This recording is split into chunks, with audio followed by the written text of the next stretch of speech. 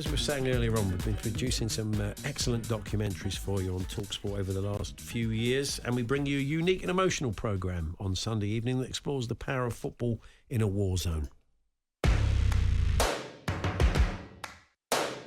In this special TalkSPORT documentary, we explore how football in Ukraine has recovered from the devastation and horror of the Russian invasion that brought the country to its knees, and how sport found its feet again to offer hope for the country's future during its most distressing times. £500 bomb hit the centre of the field. The stadium itself is destroyed. A lot of our friends left their beers on the table and went straight to the front line. 80% of football fans fighting on the front line for sure. In Ukraine, the game could be like 3 hours. If suddenly siren, everyone needs to go to the bunker. Even during the wars, people still very passionate about the football. This is Play On, how football returned to war-torn Ukraine.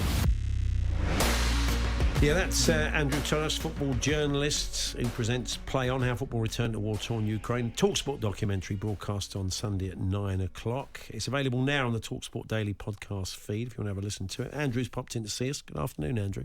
Hi guys, pleasure to be in here. Yeah, you're our go-to man on football in the Ukraine. I mean, who are we hearing from there in that excerpt talking about the stadium? So that's an expat, a friend of mine called Ian Brush.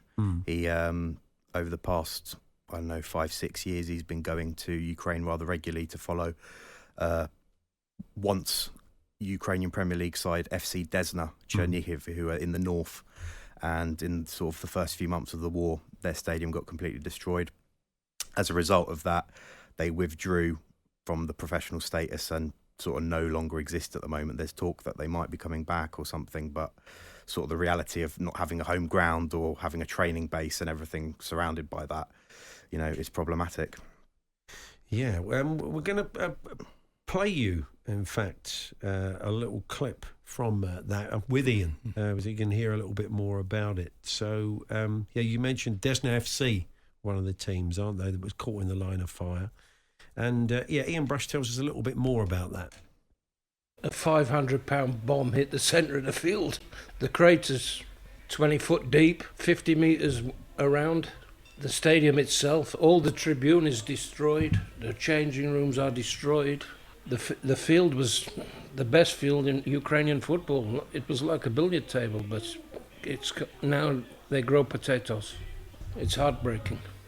I don't know whether we will relocate somewhere else, but we are looking for help from maybe clubs around Europe to give us a small handout so we can start again. It's amazing how the clubs have continued to sort of... So the league is still running, going. They found a way, didn't they? Found a way to keep the league going. We saw Shakhtar, we were talking about it before you came on, going out last week and beating Barcelona, finding a way still to perform in spite of everything that's going on. It's amazing. Well, that's the thing. I mean, Ukrainian football is an embodiment, I guess, of Ukrainian society and the sort of things that we've been seeing from Ukrainian people as a whole. Football is a microcosm of that, like we know, of all societal issues and everything else that surrounds that. And like you said, there's been loads of teams that have either had to fold, some have managed to survive. Football continues. It's sort of an act of defiance, so that we, like with everyone else's lives that go about daily basis in Kiev or elsewhere, football does too. However, behind closed doors, so it's very much like COVID times, where very echoey, no atmosphere, of course, and a big amount of supporters, sort of the more hardcore fans, are actually fighting on the front lines, and a big percentage of those sort of giving their lives. And the clubs have lost players. Players were allowed to leave because they were playing in a war zone, and FIFA sanctioned that, but it has meant that great players have left the club that were important. I mean, Manor Solomon's at Tottenham now via Fulham. And Zerbi, didn't he? Who left?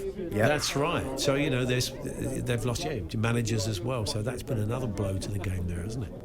Absolutely, and I mean, the level of football has sadly dropped, despite the kind of things that we have been seeing in the Champions League, where Shakhtar are getting results against the likes of Barcelona, and paradoxically, Ukrainian footballers have now had a more of a rare opportunity to venture into the top leagues like that we may not have seen maybe 5 or 10 years ago, when that pulling power that Ukrainian clubs had, where they could pay domestic players quite a lot of money and Brazilians, etc. Now they can't, so everyone goes elsewhere, and we're seeing sort of the benefits of that from a Ukraine national team perspective, where Ukrainian players are now performing quite well in the Premier League. For example, like the weekend that's just been, Zinchenko, Mykolenko scored 2 games in a row.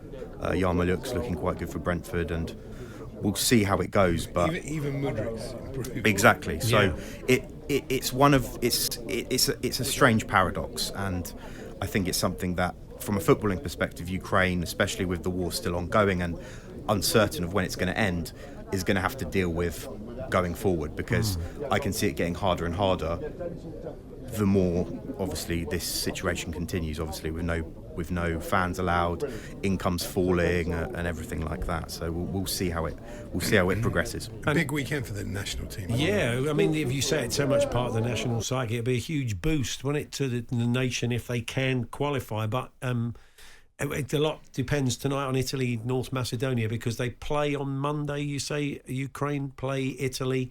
It could be winner takes all, couldn't it? Absolutely. So Ukraine are playing Italy in Leverkusen, because obviously Ukraine can't play at home in Ukraine. That's meant to be a sellout. And, well, from my perspective, fingers crossed they can get the job over the line. I think if Italy win tonight, then Ukraine will have to win on Monday. Yeah. If Italy don't win against North Macedonia, who have been a bogey team for them in recent past, then a draw will do. But sometimes when you need just a draw, it's usually even harder to pull that off. So maybe a winner takes all will be even better. But that's something. I mean, Italy have been choking a little bit when it's come down to the wire for qualifying for tournaments recently. Absolutely. As we saw, no one expected that North Macedonia defeat. And they shouldn't give up hope. But so Sunday at 9:00. You can listen to Play On How Football Returned to War-Torn Ukraine. As we said, it's available if you'd like to listen sooner than that. It's on the TalkSPORT daily podcast feed right now. Paul Hawksby and Andy Jacobs, Monday to Friday afternoons 1 till 4 on AM, on DAB, via the TalkSPORT app and on your smart speaker. TalkSPORT.